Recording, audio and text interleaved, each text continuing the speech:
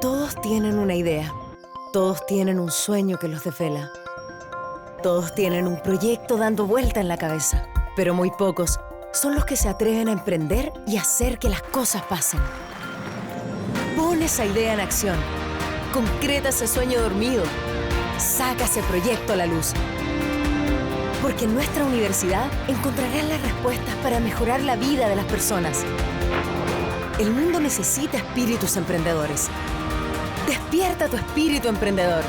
Ciencias, humanidades, artes. Admisión 2019. Universidad Mayor para espíritus emprendedores. Muy buenas tardes, estimados y estimadas alumnos y alumnas de Puntaje Nacional de nuestras clases de Biología. Ahí nos saludan de nuevo Maximiliano. Les pido, por favor, como siempre, que para iniciar la clase me confirmen en el chat si es que todo se escucha bien, hay algún problema de video, de audio que nos impida seguir. A la primera confirmación seguimos. Nosotros hoy vamos a continuar con lo último que nos quedaba de reproducción e introducir sistema endocrino. Debo decirles que les quedo debiendo aún el resumen y pretendo resumir todas estas clases de fisiología humana, que son reproducción, sistema endocrino, hacer una clase de resumen de esto, porque hay mucha materia que aprender y la idea es que vayamos haciendo resúmenes para poder integrar todo, ¿ya? Pero se los voy a quedar debiendo. Voy a terminar reproducción y voy a empezar inmediatamente con sistema endocrino. ¿Qué quedamos en reproducción? Nosotros habíamos hablado de esto último, que eran los famosillos anticonceptivos. Y les di el dato de dónde podían encontrar esta tablita del libro que está compartido en el grupo de Facebook para que lo puedan buscar e informarse no solamente por fines de PSU, sino también por fines de conveniencia en su vida. No es un detalle poder elegir cuando tenemos hijos y cuando no, ¿ya? Entonces habíamos nombrado varios tipos de anticonceptivos y habíamos dicho también que para los fines de PSU, los más importantes, no quiero decir los únicos importantes, sino que los más importantes van a ser los anticonceptivos orales, porque son los que de los que pueden salir más preguntas. Y esto consistían en la inhibición de la ovulación mediante la suplementación de hormonas sintéticas, que no eran exactamente iguales a los estrógenos o las progesteronas, y que se mantenían en un ritmo permanente, y con eso se generaba esta inhibición del sistema que, en el fondo, hipotálamo, hipófisis y gónadas, que era el que básicamente generaba la ovulación. Todos los demás tienen otros métodos que, si bien hay que manejarlos, me hago especial hincapié en los anticonceptivos orales. Aquí tenemos todo el resto de los que habíamos mencionado ya, incluyendo el famosísimo coitus interruptus y el azar. ¿En dónde estaría la T de cobre? Pregunta por ahí Maximiliano. En los dispositivos intrauterinos, el DIU, que está acá. ¿Ya? Y habíamos hablado también de cuando ocurría la fecundación, que ocurre básicamente, y habíamos hablado de varias reacciones. Aquí tenemos otro cuadro que nos dice que, por ejemplo, que en la primera parte, el espermatozoide libera una enzima que ayuda a dispersar la capa de la célula del folículo, básicamente que se va abriendo camino, que rodean al ovocito secundario. Habíamos hablado de eso ya, ¿cierto? Después va a entrar el espermatozoide y eso va a conllevar que este ovocito complete su segunda división meiótica, produciendo un óvulo y un cuerpo polar. Los pronúcleos del espermatozoide, en el caso C, y el óvulo se van a unir y básicamente vamos a juntar este yin y yang, estas dos partes que son básicamente mitades de el material genético de un ser humano. Recuerden que los gametos son haploides y cuando se junten estos pronúcleos vamos a obtener un organismo diploide que ya tiene esta carga genética que básicamente es la que corresponde a un ser humano. ¿Ya? En la gestación, todas las membranas que se van a ir desarrollando alrededor de este embrión van a secretar una famosísima hormona gonadotropina coriónica humana, que es conocida como la GCH, que espero que las diferencien de la que se libera en el hipotálamo, que no es lo mismo que la GnRH. A veces esto nos puede confundir las siglas. Y esta hormona lo que hace es que el cuerpo lúteo, que es esto que salió donde estaba rodeado el óvulo, va a seguir funcionando. ¿ya? Esto ocurre si es que hay embarazo, por supuesto. La concentración de progesterona y estrógeno va a permanecer alta porque este cuerpo lúteo va a estar ahí preocupado de eso. Durante los 2 primeros meses es el cuerpo lúteo el que va a secretar, como decía, casi todo el estrógeno y la progesterona necesario para para mantener el embarazo, perdón.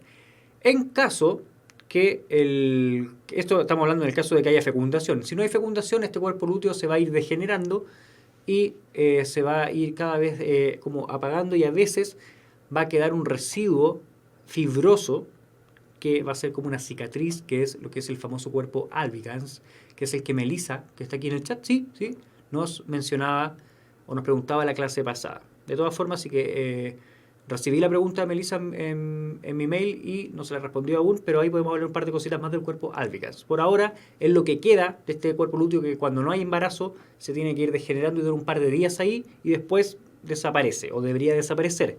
En algunos casos queda como una cicatriz fibrosa. Recordemos que las cicatrices son conjunto de este tejido conectivo, que básicamente es más durito que lo que había originalmente ahí. ¿Ya? Y como dice muy bien Melissa, efectivamente esta hormona gonadotropina coriónica humana es la que aumenta en el caso del embarazo. En caso de haber embarazo, es estas células que están afuera de este ovocito fecundado las que la secretan, por lo cual esta es la hormona que los test de embarazo son las que indican si hay o no hay embarazo. Si es que los test, que son estas tiritas que ustedes han visto en las películas algunos, en la realidad otros, si es que la han visto, estas tiritas lo que hacen es detectar si es que hay gonadotropina coriónica humana, y si es que hay, es porque sí o sí hay un ovocito fecundado que está en etapa de gestación ya, que está secretando esta hormona. Si no, no tiene por qué haber y no hay embarazo. ¿Ya? Durante este tiempo, las membranas que rodean al embrión, junto con el tejido uterino, van a formar la placenta, que va a ser el órgano de intercambio, donde se va a traspasar todo lo que tiene la madre, que le va a entregar a este embrión que está en desarrollo. Cuando estemos en la 10ª semana, esta gonadotropina coriónica humana va a desaparecer esta secreción, y va a ser el cuerpo lúteo el que va a empezar también a deteriorarse. ¿Ya? Va a llegar hasta ahí sus funciones y va a desaparecer. ¿Por qué? Porque va a ser la placenta, cuando ya esté desarrollada, la que va a tomar el control y va a asumir la secreción de estrógeno y progesterona. El estrógeno y la progesterona se mantienen altos durante casi todo el embarazo.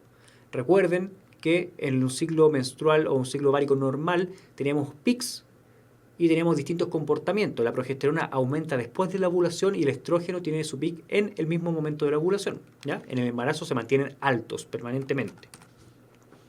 Poco después de la fecundación, el cigoto experimenta la segmentación, que es básicamente que se empieza a partir de una célula, se empiezan a generar 2 células. Lo que sí, algo para distinguir en este concepto de segmentación, es que cuando nosotros hablamos probablemente de mitosis normalmente, si tenemos una célula y esta célula se divide, también va generando un aumento de tamaño. O sea, estas 2 células en una mitosis normal ocuparían más espacio que una sola célula. En este caso, la segmentación, y se llama segmentación, es porque ocurre una división, pero en el mismo espacio que estaba ocupando esta célula grandota antes. No sé si eso se entiende. ¿Ya? Y este es un periodo de divisiones mitóticas rápidas. Ahí dice meióticas, pero estoy dudando de ese dato. Mitóticas, sin periodo de crecimiento durante casi todo el ciclo celular. Esto es mitosis, ya tenemos un ser diploide. Es por eso que aunque el número de células aumenta, el embrión no va a crecer de tamaño. El cigoto se divide inicialmente para formar el embrión bicelular, que es este que tenemos a la derecha, 2 células, y luego cada una de estas se va a dividir por mitosis y va a generar 4, y así sucesivamente. Estamos hablando de meiosis en la que se termina del ovocito probablemente, ¿ya? Pero estas son divisiones mitóticas. Luego ocurren divisiones repetidas que aumentan el número de células, y ahí esto se llama ya blastómeros, cuando tenemos más células. Aproximadamente en la etapa de 32 células, el embrión es una esfera sólida que tiene blastómeros, que son cada una de las células, y esta esfera sólida, que tiene esta forma así como con pelotitas, se va a llamar mórula, porque precisamente tiene forma de mora. A veces son más creativos, hay veces donde son más creativos los científicos en poner los nombres y hay veces en las que no. Finalmente, en algún momento entre 64 y varios cientos de blastómeros se forma la blástula, que va a tener un contenido hueco que se va a llamar blastocelo o blastocele. ¿Ya? A partir de este momento ya vamos a empezar a distinguir que las células no son todas iguales y va a empezar la diferenciación. ¿Ya? Aquí tenemos abajo señalado en las etapas hasta llegar a la gástrula. ¿Ya? El proceso mediante el cual la blástula se convierte en un embrión con 3 capas o glástula se denomina gastrulación. Aquí ya empezamos a tener este plan corporal que aparece aquí, que es básicamente donde podemos distinguir tejidos distintos. Recuerden que hasta antes de eso, si bien los tejidos teníamos células que podían llegar a ser cualquier cosa, hasta este momento eran todas iguales. Aquí empieza el fenómeno de diferenciación, y si bien no tenemos un organismo tan complejo como llegamos a ser nosotros, ya tenemos 3 capas que son el ectodermo, el endodermo y el mesodermo, que van a dar origen a estructuras específicas en lo que sigue de desarrollo. Y posteriormente viene un proceso de neuralación que aparece en algunos libros donde se forma esta placa neural. Los invito a revisarlo. Y también la organogénesis, donde se empiezan a generar los órganos de este nuevo organismo. Y acá tenemos un cuadro resumen de cómo va avanzando la gestación hasta el día del nacimiento. Yo voy a pasar esto de esta forma nomás. Yo sé que es lamentable que no podamos detenernos mucho más en esto, porque esto es un preuniversitario y tenemos que preocuparnos de los contenidos que van a tener más importancia en la PSU. Pero los invito a las personas que no saben de esto, que si sienten interés, visiten el libro del que yo saco esto, que es el libro que compartí en el grupo de Facebook. Así que pueden verlo, pueden hacerme preguntas a mi mail o a donde ustedes quieran y podemos conversarlo. Por fines PSU vamos a dejar nombrado esto hasta acá. ¿Ya? ¿Por qué? Porque tenemos que entrar en otro tema que es el sistema endocrino. El sistema endocrino es un tema que nos va a requerir comprender muchas cosas, comprender ciertos sistemas, ciertos fenómenos, pero también recurrir a la memoria. Hay muchas hormonas que tenemos que memorizar, lamentablemente, y las glándulas que secretan estas hormonas también tenemos que memorizarlas o retenerlas. Algunas las ocupamos constantemente, como por ejemplo el páncreas, la insulina, o algunas otras que a lo mejor ustedes han escuchado más en su vida diaria, pero las que no hay que retenerlas, porque son posible tema de PSU. ¿Ya? Las hormonas, ¿qué son? Las hormonas son mensajeros químicos de origen peptídico o lipídico, ¿ya? O sea que la palabra hormona no especifica su naturaleza química, y estas pueden influir en la actividad de una determinada localización, que es un tejido diana, que se llama en el fondo el que recibe este mensaje, o blanco también se puede llamar. El otro grupo de mensajeros químicos que existen son los neurotransmisores, que pertenecen al sistema nervioso, que lo vamos a ver cuando veamos el impulso nervioso. Eso, si no me equivoco, es del módulo electivo. La principal diferencia que existe entre los neurotransmisores y las hormonas es, primero, que la duración del efecto de las hormonas, ahí dice sistema endocrino, es mayor que la del sistema nervioso o de los neurotransmisores, ¿cierto? Dura más una hormona funcionando que un neurotransmisor. En parte porque la función de los neurotransmisores es generar respuestas inmediatas. La rapidez de la respuesta a hormonas es menor que la de los neurotransmisores. O sea, aquí dice sistema endocrino y sistema nervioso, que en el fondo es lo mismo. También por lo mismo, el sistema nervioso tiene la función de generar respuestas inmediatas, como cuando yo muevo el brazo así. No sé si en su video lo ven bien rápido. Y la otra diferencia es que las hormonas pueden viajar a lugares muy alejados de su origen, no así los neurotransmisores. ¿Ya? Y las hormonas son precisamente las que se van a aprovechar del torrente sanguíneo para poder llevar una señal desde un punto hacia otro que puede estar muy distante. Las hormonas son sintetizadas por células particulares que están en glándulas endocrinas. ¿Ya? Existen 3 tipos de glándulas: las endocrinas, que vierten sus productos directamente a la sangre; las exocrinas, que la vierten a través de un ducto; y las anficrinas, que pueden ocupar un ducto o la sangre. ¿Ya? Y pueden existir secreciones químicas. Por ejemplo, aquí tenemos señalizado esto en el dibujo para que nos quede más claro, que puede ser liberado hacia fuera del organismo. Las hormonas Las glándulas endocrinas son células que pueden existir en unidades singulares o en grupos de estas células, unidades pluricelulares que dice ahí, y se lo asocia a la producción de hormonas. Esta secreción puede ser endocrina, autocrina. Autocrina significa que la célula envía una señal y la recibe ella misma. Eso existe, ¿no es? Porque para muchos puede parecer algo... ¿para qué? ¿Para qué una célula se va a enviar señales para sí misma? Y a veces los receptores se encuentran en la membrana. Entonces la célula puede necesitar exteriorizar una señal para recibirla ella misma. Eso efectivamente es así. Eso es comunicación autocrina. Por otro lado, está la comunicación paracrina, en la cual una célula envía una señal hacia su entorno inmediato y con eso consigue afectar a las células vecinas. Eso es paracrino.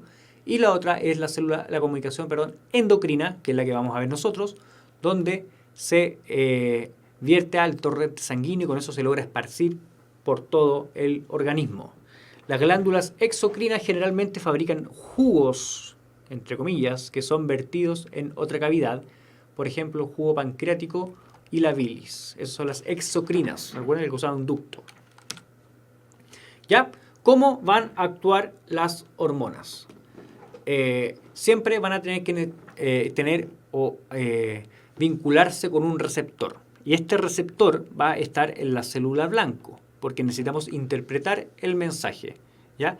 Es parte de la función de la célula blanco poseer el receptor. Si es que no está el receptor, esa célula no va a obedecer a ninguna señal hormonal. Y eso de hecho desencadena algunas enfermedades. Es a través de este razonamiento que los grupos celulares poseen diferentes receptores endocrinos en base a su localización. Así, los receptores de las gónadas, que son los testículos y los ovarios, no son los mismos que los receptores del estómago. ¿Ya? En el fondo, también algo que caracteriza a un tipo de célula es también sus receptores. Algunas reaccionan a las hormonas y otras no. Cuando nosotros pensamos, por ejemplo, en una hormona, por ejemplo, una hormona de la hipófisis que va a controlar las gónadas abajo, testículos u ovarios, nosotros tenemos que pensar que la hormona, cuando entra el torrente sanguíneo, está dando vueltas por todos lados, por todo el cuerpo. Entonces, si está dando vueltas por todo el cuerpo, todas las células podrían reaccionar a generar una respuesta, ¿cierto? Pero, ¿por qué no todas las células del cuerpo reaccionan ante esta hormona? Es porque no todas poseen el receptor. Solamente aquellas que deben reaccionar van a poseer el receptor, por lo cual es una cualidad de las hormonas de las células blanco poseer el receptor para la hormona. Las hormonas peptídicas van a actuar distinto a las hormonas lipídicas, que son en su mayoría esteroidales. Y esto se basa principalmente en un hecho que nosotros habíamos nombrado y que es que la membrana plasmática de todas las células tiene un centro hidrofóbico. ¿Ya? Ese centro hidrofóbico, recuerden que es la membrana plasmática que impide el paso a ciertas sustancias, como por ejemplo moléculas grandes y que son hidrofílicas. Las primeras, es decir, las hormonas peptídicas, poseen receptores en la membrana plasmática que van a estar siempre en la membrana, van a estar afuera. ¿Por qué? Porque las proteínas no van a atravesar la membrana plasmática. Es decir, si yo no puedo llegar hasta adentro y puedo llegar solamente hasta el contorno afuera, el receptor tiene que estar afuera, porque no hay manera de entrar. Entonces, a partir de ese receptor que está afuera, se va a activar y va a echar a andar una cascada de señalización con mensajeros químicos que estos son los que van a llevar el mensaje hacia adentro. ¿Ya? Pero la recepción de la hormona va a ser afuera porque la hormona no tiene cómo entrar. Como que alguien que golpea la puerta y entrega un recado pero sin entrar a la casa. ¿Ya? Uno de los típicos mensajeros intracelulares, que son producto de la acción de la hormona, son este que está aquí. AMP cíclico. ¿Ya? Este fenómeno se conoce como transducción de señales celulares. En palabras simples, la hormona se contacta con el receptor de la membrana, el que está afuera, que reacciona y genera un nuevo mensajero dentro de la célula. Es decir, es una pasada indirecta donde se genera una recepción de hormona receptor afuera, repito lo mismo, y adentro se genera una segunda señal que va a surtir efectos en la célula blanco. Estamos hablando de la célula blanco. Las hormonas esteroidales, por otro lado, a diferencia de las peptídicas, son lipofílicas o hidrofóbicas. ¿Qué quiere decir eso? Que no tienen ningún problema con cruzar la membrana plasmática, porque la membrana plasmática, recordemos que tienen un centro hidrofóbico. Entonces, como estas moléculas también son hidrofóbicas, pueden meterse por entre medio de esta membrana plasmática y llegar inclusive a meterse al núcleo. Hay muchas hormonas que entran directamente al núcleo de la célula blanco y con eso consiguen mediar en la transcripción de ciertas proteínas, o ciertos genes, perdón, que van a dar origen a otras proteínas.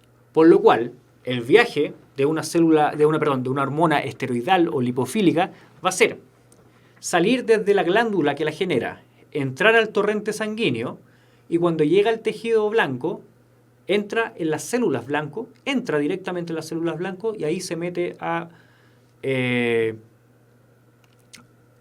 controlar las cosas, inclusive dentro del mismo núcleo. ¿Ya? Existen otras moléculas que actúan de manera similar a las hormonas, ¿ya? Que no son hormonas, pero actúan de forma similar, como por ejemplo los neuropéptidos y las prostaglandinas. Es necesario que nombremos esto porque no se va a nombrar en ningún otro tópico. Los neuropéptidos son hormonas que genera el sistema nervioso para controlar la actividad de ciertos territorios, como por ejemplo las famosas endorfinas, que tienen que ver con las emociones. No son ni hormonas ni son tampoco neurotransmisores, están en la mitad, ¿ya? Y las prostaglandinas son otras moléculas que tienen que ver con la inflamación y con el dolor, ¿ya? Que están muy relacionadas, que derivan de estas moléculas que están aquí y controlan estas reacciones normales de inflamación y dolor. Para el que, si a alguien le interesa, cuando nosotros tomamos paracetamol, por ejemplo, lo que estamos haciendo es inhibir las prostaglandinas. Nada más. Uno no se mejora con el paracetamol. Si uno está resfriado, tiene un montón de cosas inflamadas que duelen, lo que hace es disminuir la inflamación, que la inflamación, recuerden que es una respuesta inmunológica normal, disminuye la inflamación, pero lo que causó el resfriado sigue ahí, ¿ya? El paracetamol, el ibuprofeno y muchas cosas más son inhibidores de las prostaglandinas. Ya, aquí entramos en el mecanismo de acción de las hormonas. Hasta ahora lo que más importante que hemos hablado en el sistema endocrino es que sepan diferenciar entre hormonas lipofílicas o hidrofóbicas y aquellas que son hidrofílicas, como por ejemplo las proteínas. Las que son hidrofílicas no van a atravesar la membrana y las que son hidrofóbicas sí, y van a controlar desde adentro esta reacción. El autocontrol hormonal, por otro lado, que sí también es un tema importante de esta clase, se conoce de mejor manera como retroalimentación o feedback en inglés. Y es un proceso mediante el cual se controla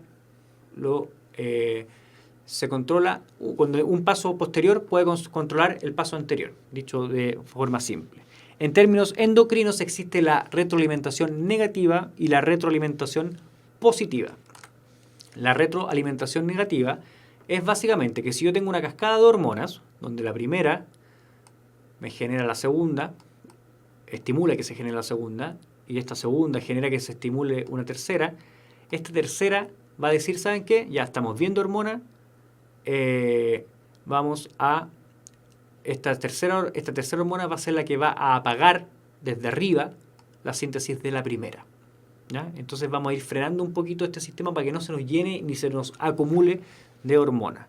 Como dice aquí la definición, la hormona de la vía endocrina es capaz de inhibir el primer paso de su propia síntesis, a modo de ayudar la cantidad de ella que hay en circulación.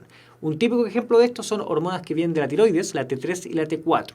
El hipotálamo, ¿se acuerdan que habíamos hablado ya en las clases de reproducción que tenemos un eje que es hipotálamo, tiroide y después, hipotálamo, hipófisis, y la hipófisis después va a controlar otros tejidos.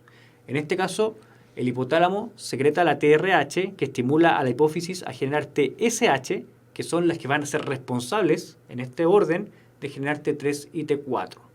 Cuando hay T3 y T4 se termina inhibiendo la formación de las dos hormonas anteriores, por lo cual en el fondo se controla la secreción o la síntesis de la hormona que está involucrada acá, ¿ya? Eso se llama retroalimentación negativa. Es el tipo más común de retroalimentación. Por otro lado, tenemos la retroalimentación positiva o feedback positiva, donde la última hormona es la que genera que se amplifique esta señal, básicamente diciendo ya, llegó la hormona, la última, y esa envía la señal de que se genere más de la primera y así terminamos con niveles muy altos. Eso es un poco caótico si lo pensamos desde el punto de vista lógico, pero se ocupa principalmente en el aparato sexual femenino, por ejemplo, con los niveles de LH, y es aquí la secreción de estrógenos antes de la ovulación del ciclo menstrual que provoca que se incrementen los niveles de LH. Es decir, que el estrógeno que depende de LH es el que genera que se arme más LH. Y ahí también está prolactina y oxitocina, eso tiene que ver con el parto. En el parto hay un disparo de oxitocina que también corresponde a un feedback positivo, donde se genera una amplificación de este fenómeno de retroalimentación positiva. ¿Ya? Y entonces, dicho eso, con conceptos que tenemos hasta ahora, el tipo de hormona, tipos de comunicación y retroalimentación. Dicho eso, tenemos que ver las glándulas. Las glándulas son varias y las hormonas que secreta cada glándula también son varias. Entonces aquí hay que aplicar un poquito de memoria. Les recomiendo tener un apunte donde ustedes vayan sintetizando estas cosas para poder ayudar a la memoria. La primera glándula importante es el hipotálamo. El hipotálamo es como el centro de control de todo aquello que nosotros no pensamos, todo aquello que es autónomo y que en el fondo es lo que garantiza que nosotros estemos vivos. Consiste en una zona de núcleos neuronales pertenecientes al diencéfalo ubicado en la base del encéfalo, por acá. Esta glándula se encarga de controlar gran parte de la actividad de la hipófisis, que está un poquito más abajo. Entre otras funciones, la glándula controla sensaciones como el hambre, parte de la sed, el sueño y la vigilia, integra información precedente de las cortezas cerebrales como la asociación sensitivas y motoras para responder con estímulos endocrinos adecuados. ¿Por qué les leo esto? Porque hay muchas cosas de nosotros que son autónomas, que son controladas en el hipotálamo y puede considerarse como el principal responsable del eje neuroendocrino, ¿ya? Es de ahí donde se empieza a controlar lo que va a ocurrir después con las hormonas que se van a generar en otros tejidos. Aquí tenemos el hipotálamo, como el hipotálamo controla la hipófisis y la hipófisis después va a controlar otros tejidos. Es como control maestro de nuestro sistema endocrino. Por ahí Andrea nos está dando que tiene hipotiroidismo, que tiene muy baja la TSH y la T4. Puede ser, ya vamos a la tiroides, vamos a llegar allá. Las hormonas que sintetiza el hipotálamo son la TRH, que es liberadora de tirotropina, que al final va a terminar controlando a la tiroides. La GnRH, que es la hormona liberadora de gonadotropina, que ya la vimos en reproducción, que va a ser la que al final va a terminar controlando lo que pasa en las gónadas. La CRH, que es la hormona liberadora de corticotropina, que va a ser la que al final va a terminar controlando lo que ocurre en las glándulas suprarrenales, y la hormona liberadora de somatotropina y ciertos factores inhibidores. Todas estas van a tener, las cuatro primeras al menos, van a tener su efecto directo en la hipófisis. Va a ser la hipófisis, particularmente la adenohipófisis, aquella que va a recibir estas señales y después van a controlar los tejidos que les corresponden. Es un eje hipotálamo, hipófisis y el tercer tejido que es el específico que va a donde va a funcionar esto. Por ahí nos pregunta Melissa si la antidiurética está en la neurohipófisis. Parece que sí, para allá vamos. Por otro lado, la glándula hipófisis, que también se llama pituitaria, es lo mismo, es exactamente lo mismo, es una pequeña estructura del tamaño de un frijol, así, chiquitito, ubicada en la base del cerebro en una estructura ósea llamada silla turca del hueso esfenoides, un nombre bastante feo. Posee dos lóbulos, y aquí hay que aplicar memoria, ¿ya? Porque esto hay que sabérselo. Un lóbulo anterior llamado adenohipófisis, se le ayuda a la ANT y la AD, como ayuda a memoria, las dos A. La hipófisis posterior o neurohipófisis, ¿ya? Entonces tenemos anterior adenohipófisis y por otro lado tenemos la posterior neurohipófisis. La adenohipófisis tiene un origen diferente al sistema nervioso por lo mismo no está conectado con él, es independiente del sistema nervioso. En cambio, la neurohipófisis está formado por las terminales axónicas de neuronas hipotalámicas. Está conectado por neuronas al hipotálamo, por eso se llama neurohipófisis. Por lo que actúa a razón de un reservorio de hormonas hipotalámicas. ¿Ya? Neurona. Y aquí tenemos las hormonas que sintetiza solamente la adenohipófisis, que son bastantes. ¿Ya? La hormona, la TSH o la tiroestimulante, que va a tener efectos sobre la tiroides, que si no me equivoco es la que le salió elevada a Andrea GP, que está ahí escribiéndonos sus resultados de su T3 y T4. La LH, que es la luteinizante, que la vimos en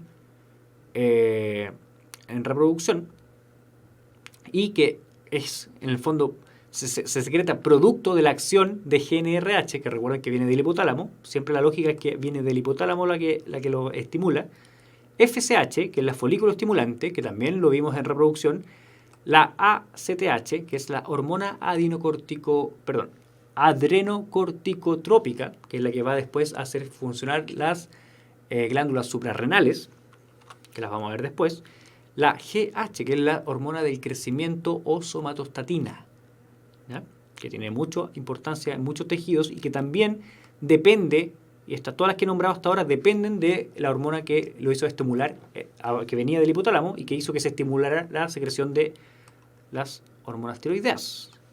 Y por otro lado tenemos la prolactina, que responde a estímulos de la lactancia, que va a estimular la producción de la leche en las glándulas mamarias, y la angiotensina 2, que se genera cuando disminuye la presión arterial y va a controlar la presión arterial en el riñón. Esa es la adenohipófisis. Por otro lado, son varias. La neurohipófisis solamente controla, de ahí solamente salen dos hormonas. La oxitocina, que estimula las contracciones uterinas y la salida de la leche, entre otras. Esta es la que yo le decía que se elevaba por un feedback positivo. Es uno de los pocos casos de feedback positivo. Y también la hormona antidiurética, que es la que aumenta la osmolaridad plasmática, que nos hace hacer pipí, mucho pipí. Y esa es la de la neurohipófisis, que es básicamente la que nos decía Melissa anteriormente. ¿Ya? Esas son las hormonas que salen de la glándula hipófisis. Les recomiendo, por favor, aplicar memoria, aplicar algún resumen, si es que lo necesitan. Hay mucha memoria. A mí no me gusta usar la memoria, pero hay que hacerlo en este caso. No queda otra. Por otro lado, la glándula tiroides, que le tiene que importar mucho a Andrea, es una glándula bilobulada ubicada en la zona inferior de la laringe, aquí en la garganta, que sintetiza tres hormonas, que son la triiodotironina, o T3, la tiroxina, o T4, y la calcitonina. ¿Ya? T3, T4 y calcitonina. Algunas personas que han tenido enfermedades de la glándula tiroides se les infla esto y se le conoce como bocio, que es una inflamación aquí en la garganta. T3 y T4 son hormonas que utilizan yodo para su conformación. Es por eso que siempre hay que consumir yodo. El yodo está mucho en algunos mariscos. Y como no toda la gente consume mariscos, se incluyó en la sal de mesa. Ahora existe la sal yodada, que es sal que trae yodo. Porque en algunos momentos en Chile tuvimos mucha prevalencia de enfermedades tiroideas. Estas hormonas ayudan a mantener una frecuencia cardíaca normal, una correcta presión sanguínea y una temperatura corporal estable, y sus efectos se producen a través de enzimas que estimulan el calor. Son las que en el fondo mantienen nuestro ritmo. Entendamos así como es una buena forma de entender la glándula tiroides y las hormonas T3 y T4, que son las que controlan nuestro ritmo de funcionamiento. ¿Ya? La calcitonina, a diferencia de esto, es una hormona que estimula la transferencia de calcio desde la sangre hacia los huesos, es decir, la fijación de calcio por los huesos. En conjunto con las formas activas de la vitamina D, es responsable de la correcta utilización del calcio consumido en la dieta. ¿Ya? Es decir, que un déficit de calcitonina nos va a generar que, independiente de la cantidad de calcio que nosotros comamos, no lo vamos a absorber en nuestros huesos. Recuerden que nuestros huesos necesitan absorber calcio. ¿Ya? Entonces aquí está el cuadrito de resumen, que es bastante más razonable que el de la adenohipófisis, que incluye a T3, T4 y calcitonina. Todas estas son, las dos primeras, son estimuladas por la adenohipófisis, por TSH, que es la hormona estimulante de la tiroides, en inglés, las siglas. Y las enfermedades tiroideas, que son las que nos decía ahí Andrea, primero el hipertiroidismo, que es básicamente que esta glándula está funcionando de forma exagerada, es una actividad por sobre lo normal de la glándula tiroides, que se destaca el exceso de triotironina y tiroxina, se produce hiperactividad, pérdida de peso, aumento de la frecuencia cardíaca, la presión sanguínea y la temperatura corporal. Y también aparece este bocio, ¿ya? En el fondo es que nuestro cuerpo está funcionando más acelerado de lo que debería estar funcionando. A algunas personas se les salen los ojos, no sé si lo han visto, es porque acumulan mucha presión. Hipotiroidismo, por otro lado, se caracteriza por una deficiencia en T3 y T4 y lleva a todo lo contrario. Básicamente es bajar el ritmo de funcionamiento, hay un retardo en el crecimiento, hipoactividad, se aumenta de peso y hay una baja en la temperatura corporal y la frecuencia cardíaca. Si el hipotiroidismo ocurre durante el embarazo, el feto, bueno, que cuando sean bebés, van a nacer con cretinismo, que es una forma de retardo mental. ¿Ya? Tiene, en las etapas más tempranas del crecimiento, el hipotiroidismo tiene efectos muy perjudiciales sobre la salud. ¿Ya?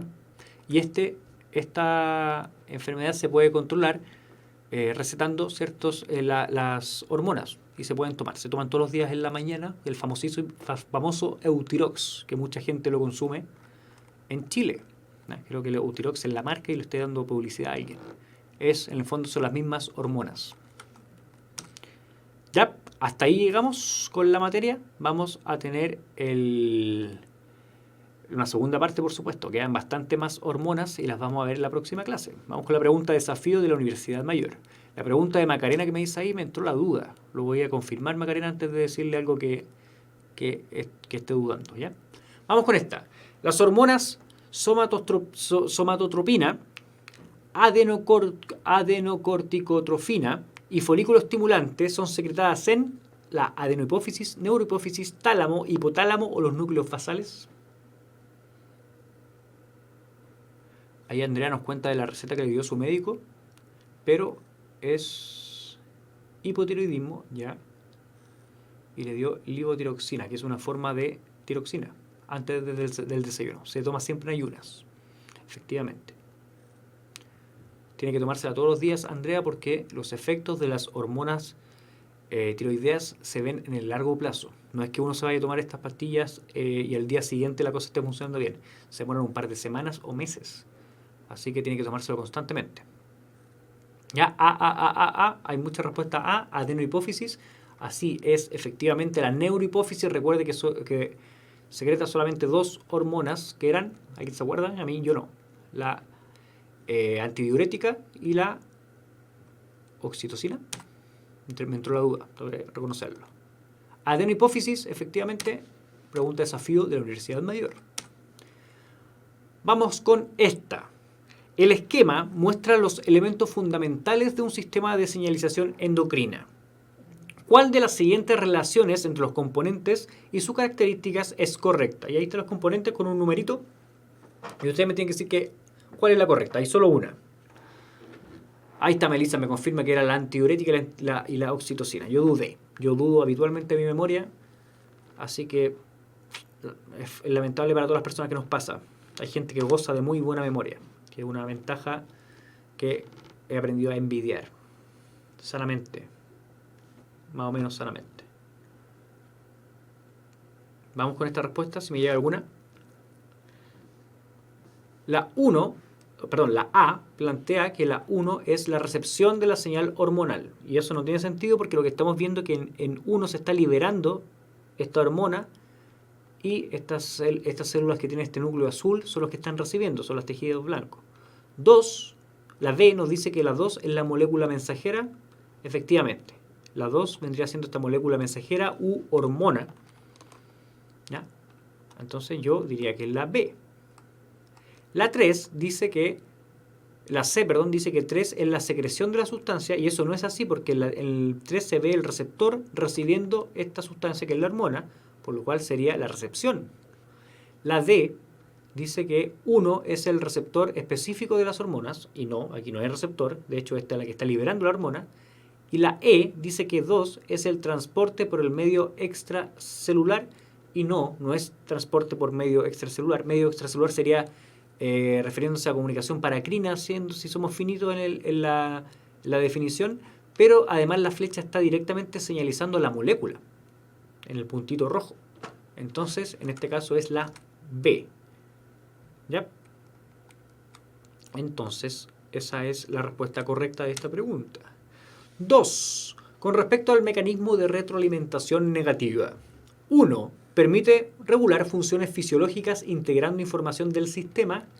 2. Se produce una inhibición de un proceso gatillada por el resultado del mismo. 3. Aumento en la concentración de una hormona provocaría una mayor secreción de la misma. ¿Qué me dicen acá?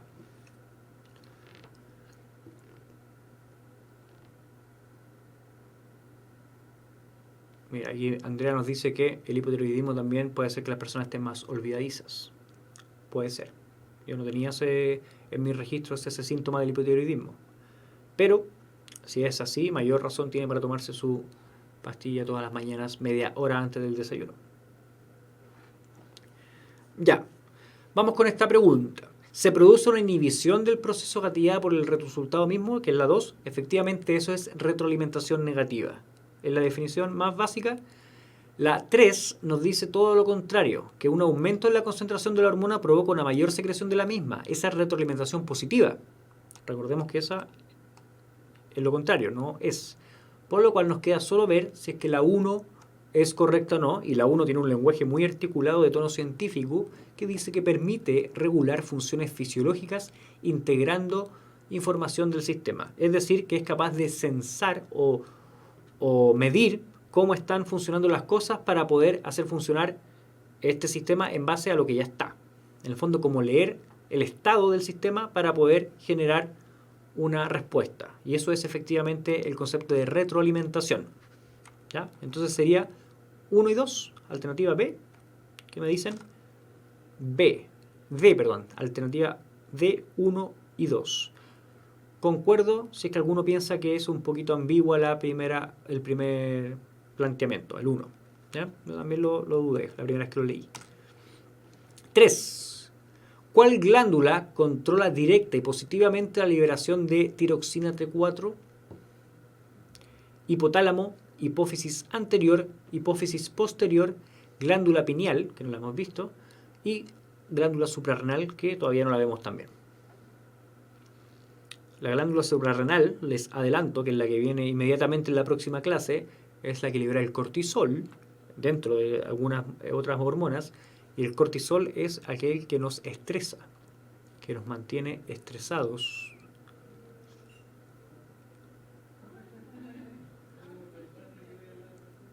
Ya, tenemos dos glándulas que podrían controlar esta liberación de tiroxina, pero buscamos la palabra directamente. ¿Qué pasa si es directamente? Recuerden que teníamos un eje que es hipotálamo,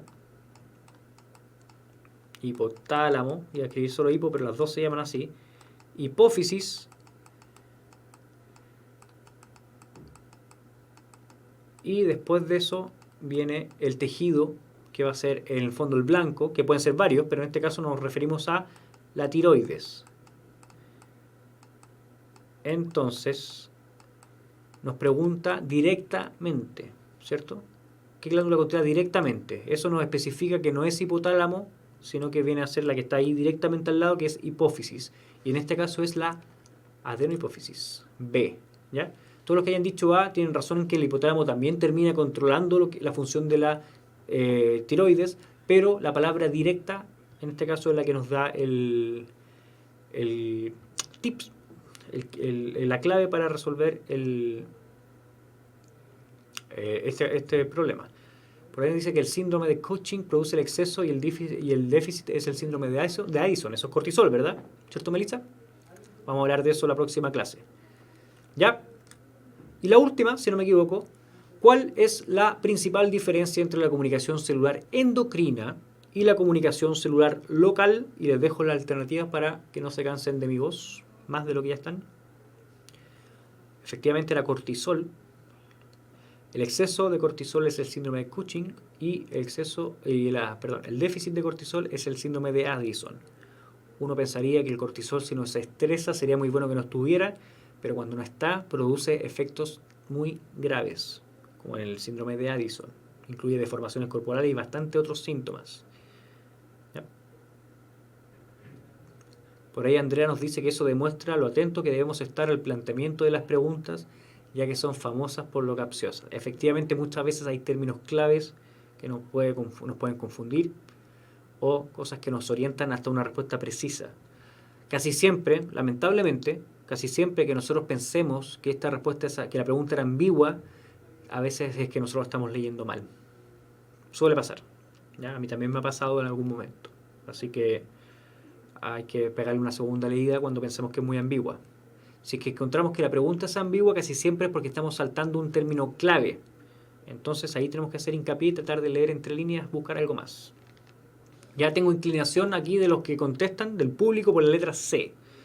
En la endocrina, la sustancia mensajera viaja en la sangre hasta la célula blanco, mientras que en la local se mantiene en el líquido extracelular. Efectivamente, esa es la respuesta correcta. Y las otras, a ver, en la endocrina, la célula blanca se encuentra alejada de la secretora, mientras que la local se encuentra cerca, no necesariamente. En la endocrina la señal es captada por receptores de membrana, mientras que en la local son receptores nucleares. No. De hecho, en la endocrina también pueden ser receptores nucleares. En la endocrina los mensajeros son de naturaleza proteica, mientras que en la local son lipídicos. No. De hecho, en la endocrina tenemos todo tipo de mensajeros. En la endocrina la secreción se produce mediante vesículas, mientras que en la local el mensajero sale de la célula por difusión. No. No hemos hablado nunca de transporte y de hecho en la endocrina se liberan directamente al torrente sanguíneo. Ya muchachos, esta fue la clase de hoy. Vamos a continuar con sistema endocrino en la próxima clase. Recuerden que el tema de reproducción es muy interesante. Me encantaría poder dedicarle más clases, pero como esto es un preuniversitario, no podemos por tiempo y porque tenemos que seguir avanzando los contenidos. ¿Ya? Pero es un tema muy interesante. Les invito a revisar las fuentes bibliográficas que les he recomendado. El libro por ahí que hay dando vueltas. Y los doy mucho ánimo en lo que queda para la PSU, como lo hice en la clase de química. Si alguien es de Quintero, Puchuncaví, que está viendo estas clases, le mando un abrazo, le mando fuerza y un saludo. Un saludo para todos. Que estén muy bien, chiquillos. Ánimo, suerte y nos vemos la próxima semana. Chau, chau.